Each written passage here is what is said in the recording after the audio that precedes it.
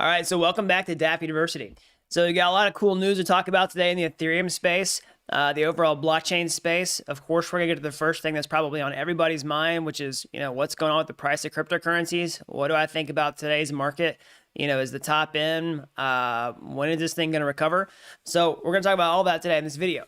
So before we get into that, if you're new around here, hey, I'm Gregory, and on this channel, I turn you into a blockchain master. So if that's something that you're interested in, then smash that like button down below for the YouTube algorithm and subscribe to this channel. And if you want to learn how to master blockchain step by step from start to finish, then head on over to dappuniversity.com/bootcamp to get started today.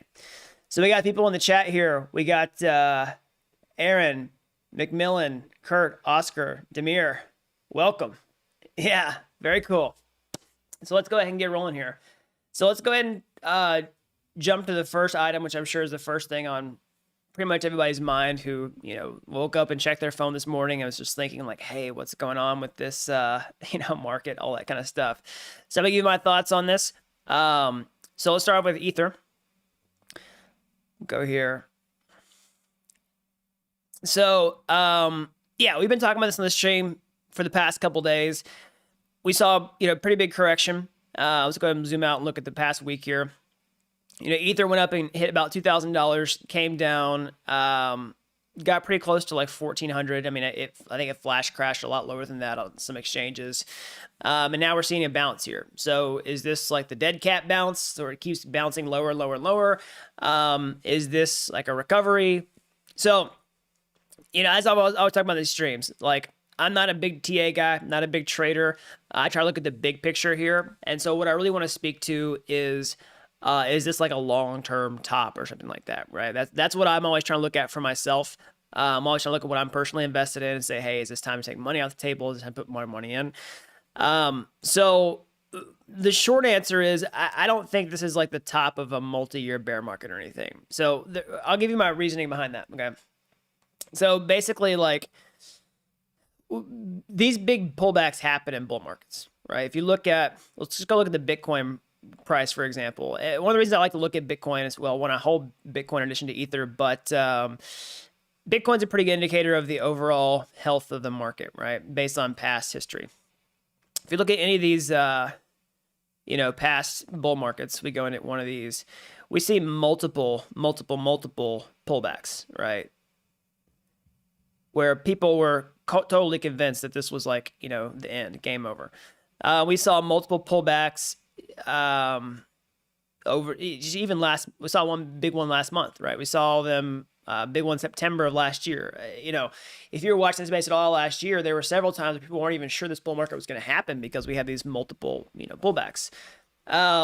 So that being said, I'll be 100% honest with you. I don't know, assuming that this is not the top and that we do trend higher sooner rather than later. Nobody knows for sure how long this is going to last, right? And there could be some great TA guys, some great traders who could give you a better estimate than me, but it wouldn't be surprised me if we, took us a little while to get out of this rut. It could happen fast. I don't know, to tell you the truth. We saw this at the end of last year, where, stuff was looking kind of bearish for a while. People were like, oh, is this not real? Same thing in January. People were getting kind of nervous when Bitcoin wasn't recovering after its big dip in January. So we don't know how long it's going to last for sure. That being said, I don't think it's the long-term. I don't think it's a long-term top, like a multi-year bear market or anything like that.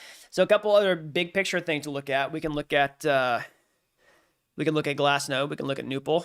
We can also look at the percentage of supply and profit.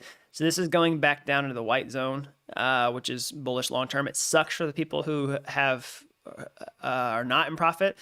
We can look at Nupal, right? So we kind of kissed euphoria a little bit on the Nupal chart. We did not cross it, I don't think. No, we didn't cross it. We just kissed it.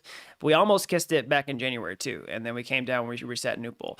So the important thing to here to understand is like resetting. Like whenever people actually lose money in the Bitcoin market like this, it resets the Nupal metric and it gives us more headroom to run longer. So we could, dip further, but Nupal kind of tends to trend like this, like with the price. So we'll see.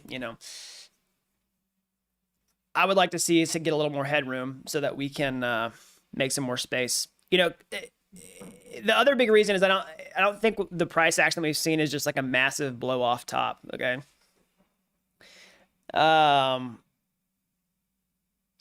So what would a massive blow off top look like?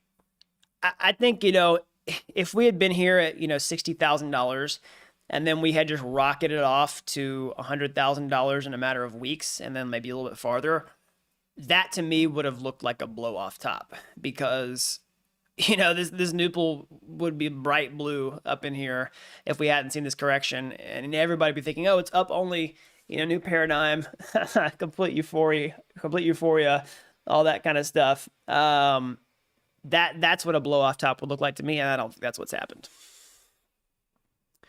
So another big reason I don't think that this is like, it is, we're seeing corporate buys at this bigger corporate buys at this price level. So I'll go ahead and pull those up right here.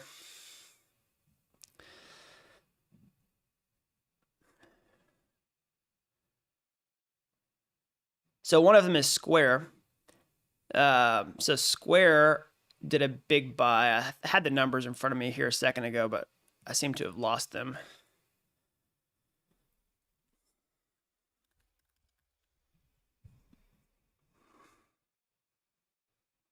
So here, I'll just pull up a new report here. So Square buys 170 million worth of Bitcoin. Now, I don't see the exact date on this. Let's see here. Let me just make sure I'm reading the right report. Yeah, from February 23rd.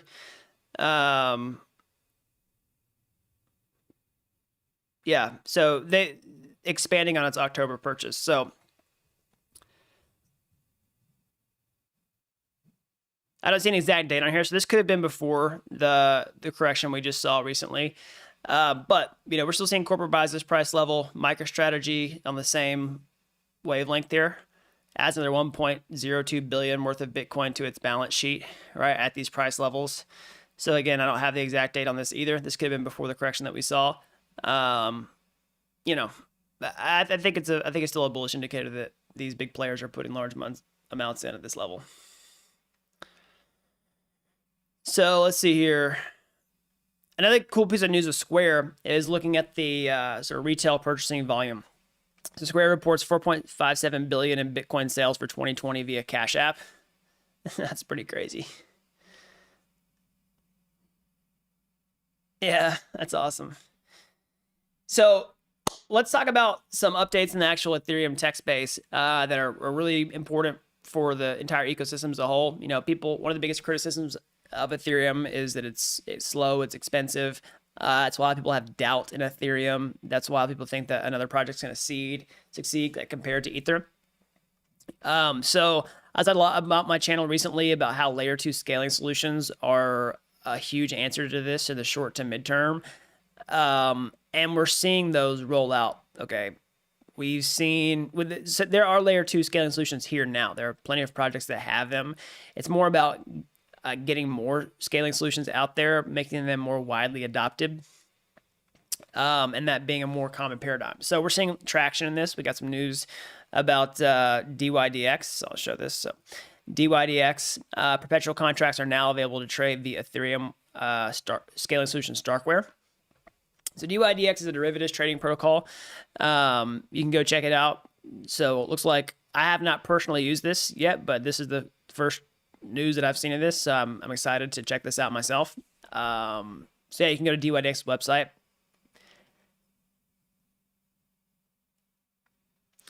Another cool piece of scaling news is Chainlink. So I just saw this morning too. I heard about this coming down the pike, but now it is officially live. That Chainlink has implemented a pretty big scalability upgrade, which is their off-chain reporting. So this reduces gas costs for Chainlink transactions. And allows it to bring more data on-chain. So you can go read more about that. You can go to Chainlink's Twitter, check out this link. If you're into the Chainlink project, you'll get a pretty good explanation of that here. And then one thing to realize, though, is people like, sorry, I'm a little tired this morning, so my voice kind of acts up on me. People keep talking about how the gas fees are just so bearish for ETH, right? But you have to you have to always flip that back on its head, which is the gas prices themselves are actually a reflection of the demand for the Ethereum network or the Ethereum block space. So the space inside the Ethereum blocks themselves are incredibly valuable real estate. All right, it's based on demand. So why do people want to use the network? Well, DEXs are a pretty big reason for that. The liquidity on DEXs, the ability to trade trustlessly on DEXs, the ability for that value to be secured by Ethereum layer 1, all of its security. Okay, so we can look at some pretty cool metrics on this. So this is from Dune Analytics. There's 4.2 billion in DEX trade volume yesterday. Okay. Compare that to 2019, where the total DEX trade volume was 3 billion. So yesterday's DEX volume trade was bigger than all the DEX trades in 2019. It's crazy. It's crazy. So, I mean, that's one of the reasons that the gas fees are high, is because people demand to use the network. They demand to use layer 1 Ethereum. They demand to get the benefits from it, the security, the decentralization, all that kind of stuff. And I mean, these metrics are just proof of that, right? They're just proof of what people want to do on top of ETH. And that's one of the reasons the gas prices are high. Another reason that the actual transaction fee is high is because of the price of Ether itself. That's totally right. But the actual gas cost, or the gas price, which factors in the transaction fee, is based on the network demand. Whereas the Ethereum price is based on the demand for Ether, the asset itself. And both those things combined create high transaction fees.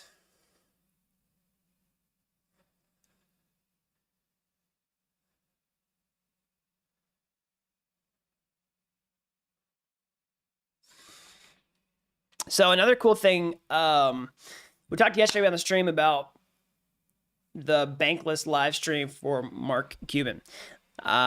Subscribe to the Bankless newsletter. Go to their YouTube, subscribe to their channel. It's pretty awesome. I watched a little bit of it. It was pretty busy yesterday, but I got to catch a few minutes of it. But one of the coolest things that I want to talk about is, we'll back up. So Mark, if you haven't been tuning in the live streams lately, Mark Cuban, Shark Tank, billionaire, household name just in pop culture at this point. Huge DeFi bull, Ethereum bull. He got into the space, from my understanding, like last summer. We kind of see him, his name pop up here and there. He's, made really bullish comments on NFTs, on DeFi, all that kind of stuff. So he went on the podcast yesterday. It was live. And he, he understands this space better than most people, right? Who work in this space. So it's really impressive. Of course, it doesn't surprise me coming from someone who's accomplished what he has. But one of the coolest things that I took away from that interview was that he's actually learning to code. He's learning Solidity. All right. So that's the language you write Ethereum smart contracts with. That's the one I teach on this channel. If you go to my free courses there, you can check those out. I teach you how to code in Solidity. So why is he doing that? He does not need to make any money by being a programmer, right? He doesn't need a coding job. He doesn't need to be a freelancer, right? He doesn't even need to build his own app to put out there, right? He could definitely hire people to do that if he wanted to. So basically, he uses it. He's learned to code to better understand how to do DeFi, how smart contracts work, what he's investing in, understanding blockchain technology at a deeper level from the inside out. He talked about this. He's done this similarly with like AI, all that kind of stuff with those other projects that he's been involved in. But that's one of the core things that he learned about blockchain, or that's one of the core things he was doing to approach blockchain as well. So I want to play this clip for you right now. See if I can tell us how. All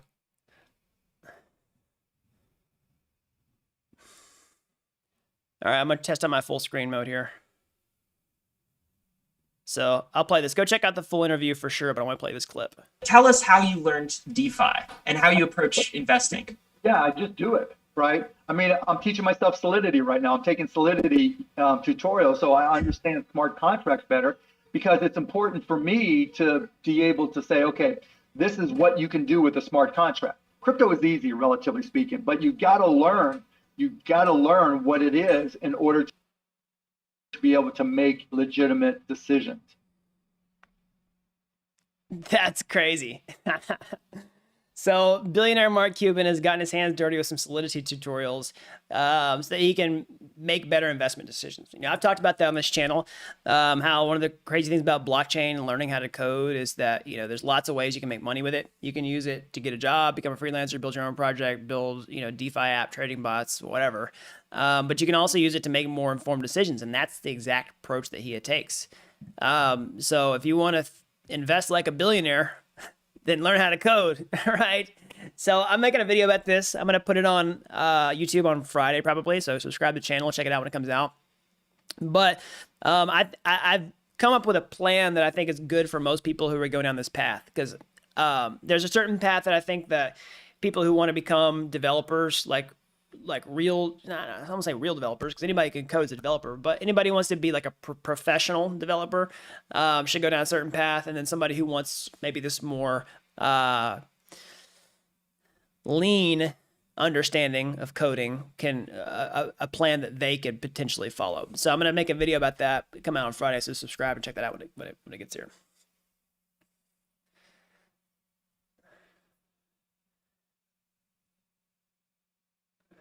All right, so let's see here.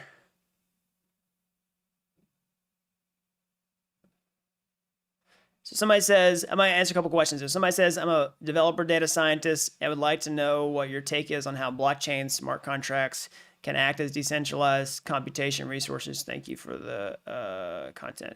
So I think you're talking about maybe in a data science paradigm. So maybe you can clarify the question a little more. But basically, I mean, the Ethereum virtual machine is a computer. You can write code that runs on that computer. So it's a Turing-complete language. You don't want to stick, you know, any code inside of the EVM because gas costs are expensive, all that kind of stuff.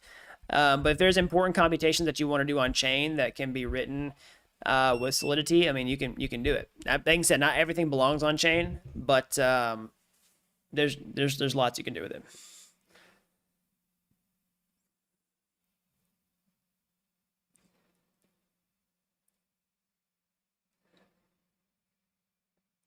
So somebody said, what kind of coding is it? So it's smart contract programming and Solidity.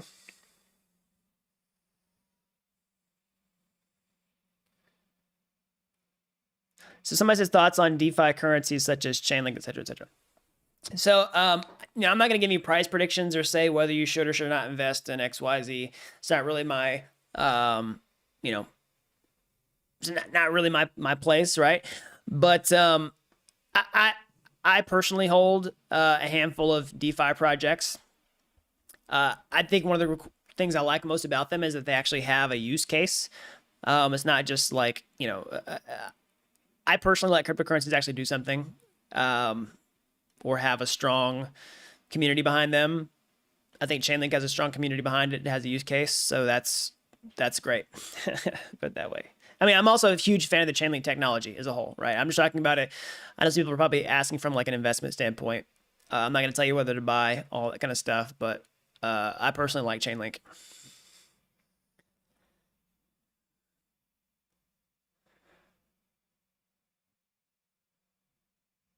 Somebody says, seriously, I pondered about Bitcoin and it literally has no use case other than pure speculation.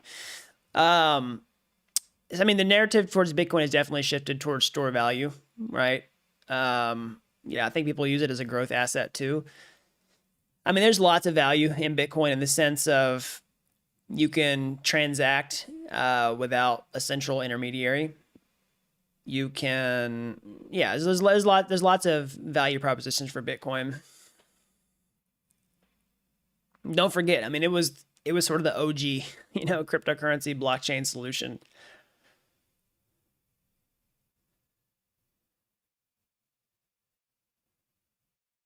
Says, why is the interest in L2 when ETH2 going to deliver soon? Legit, why? Money grab.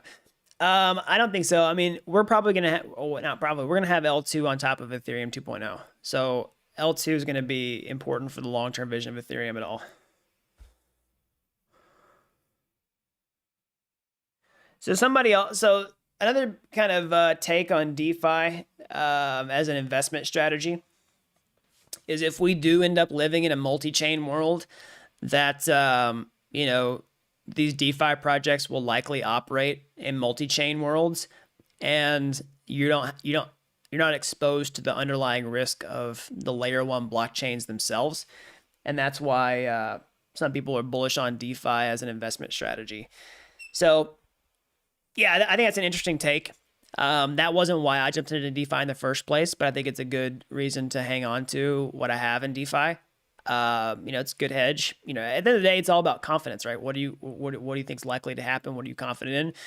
I think everybody's investment thesis, I think it's good to have some hedge in there. Yeah. Just kind of explain EIP 1559. So yeah, I'll do a quick explanation. I've talked about it a lot in these live streams. I've got a video about it too. But basically, there's a lot to it. The benefit that everyone talks about is what happens to the fees on the Ethereum network. So whenever you send a transaction on Ethereum, you pay a fee. And on EIP 1559, that fee gets split into two parts, the base fee and the miner tip. So the miner tip goes to the miners, of course, on Ethereum 1.0 right now. And the base fee, can get burnt. So if there's enough, at that point in time, for that particular transaction, it could cause ETH to become deflationary, okay, for that transaction. And if there's enough activity on the network and it's sustained activity, then it could cause it to be deflationary by nature while that's happening. So there's a lot more to EIP 1559, but that's the big benefit that everybody talks about.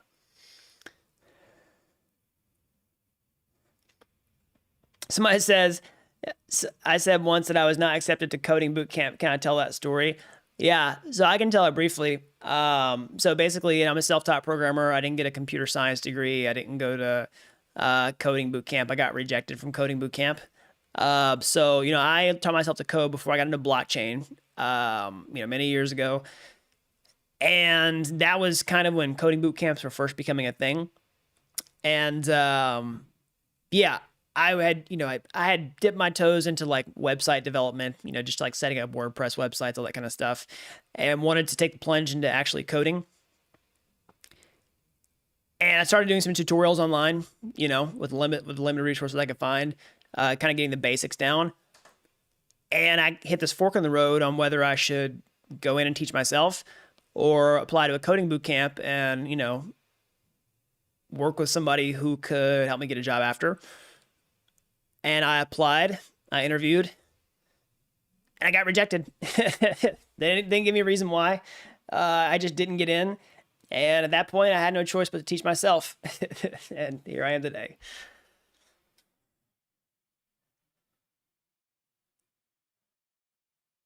All right, so let's see here.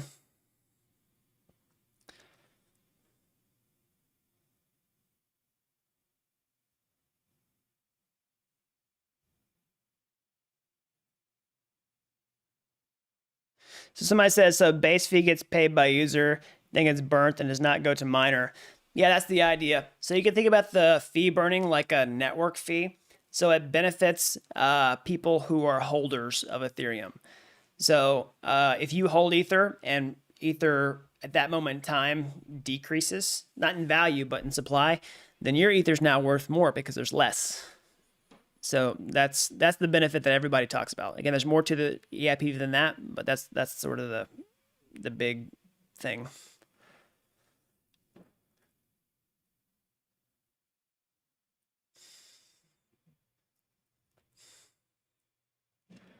So does ETH have any solution to such high gas price? So the gas costs will stay the same on ETH2 as far as I understand. So the whole idea is if it costs 21,000 units of gas to send an Ethereum transaction for a basic transaction, just moving cryptocurrency around on ETH1, my understanding is that gas cost is the same on ETH2. That's one of the reasons that we'll have layer 2 scaling solutions on top of ETH1 and also ETH2. That's where a lot of the yeah, that's where a lot of the activity is intended to happen for the future, and that will, from my understanding, stay the same on ETH2. So what would happen after 21 million Bitcoin is mined? That's a good question. Because, some people will say that it's a security risk for the Bitcoin network because, the network has to run on fees at that point. There's no more block rewards, no more block subsidy. And that model is insecure. And that if it does run on fees, that makes the fees go up like crazy. I mean, people talk about like Lightning Network and all that kind of stuff. We'll see. Some people think that, Bitcoin might change before then to not just be 21 million Bitcoin, which would be, be pretty ironic. But we won't really face that problem for a while. I think it's 2140 is the year that the last one's supposed to be mined. Of course, it'll be like a limit, right? Like we'll slowly approach that, and you'll actually functionally hit that problem way more, where the block subsidies are basically zero. So we'll see.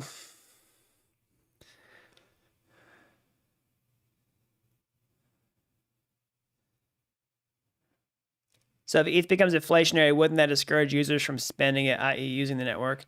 I don't think so. I mean, if you spend your ETH to send a transaction, you don't get it back. You already pay to spend transactions.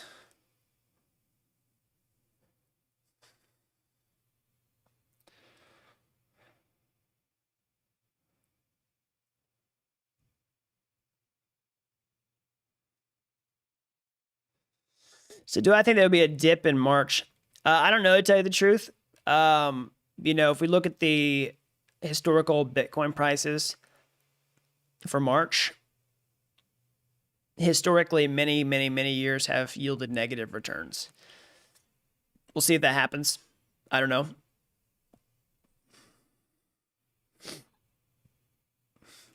Somebody says after 21 million Bitcoins mined, Satoshi Nakamoto will reveal himself. He will reveal himself as immortal because he'll be very old at that point.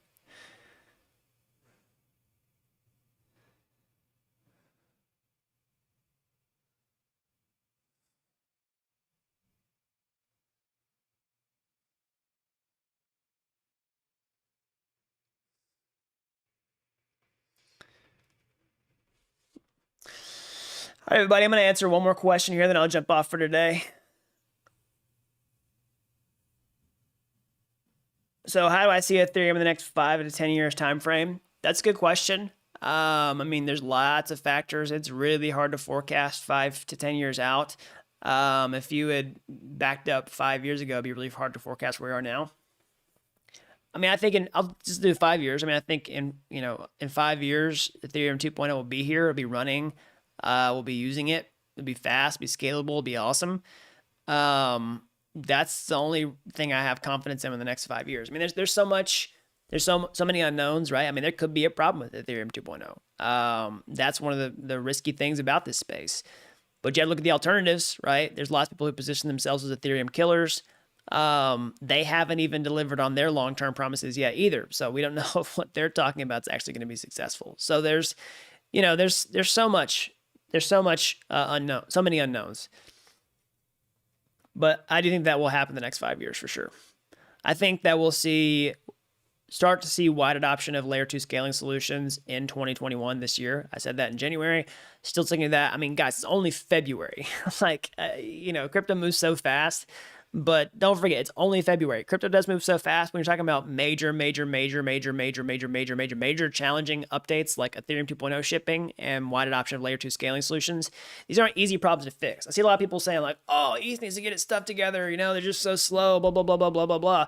Most people who say that have never tried to work with Ethereum. They've never tried to work with blockchain technology. They've never tried to even touch a really complicated technical problem.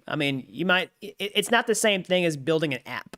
You know what I mean? It's not the same thing as just coding an iOS app or a web app that like talks to APIs and basically formats data in a way that's intelligent, generates intelligent insights for that. That's comparatively easy to building a blockchain solution. Like if you want to go found a startup or something like that, build an app, that's still challenging.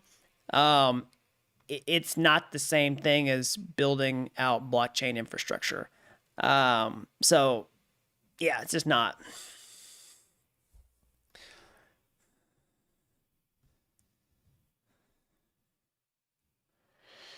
All right, everybody. That's all I got for today. As always, smash that like button down below for the YouTube algorithm. Subscribe to this channel if you haven't already. That really helps these videos out so more people can learn about blockchain. If you like these videos and you're as fascinated with this technology as I am, you want to learn to invest like a billionaire, like a Mark Cuban, like that clip we saw earlier, and you want to learn how to code, you can go to my YouTube homepage. You can find any of my free courses there, like Udemy courses, but they're totally free. If you like those videos, you want to take the next step, or hey, maybe you want to take a master shortcut entirely, I can show you how to become a blockchain developer step-by-step from start to finish over at dappuniversity.com/bootcamp. All right, you don't have to be an expert to get started today. I've helped people with zero coding experience become real-world blockchain developers in a matter of months. All right, so that's all I've got, and until next time, thanks for watching Dapp University.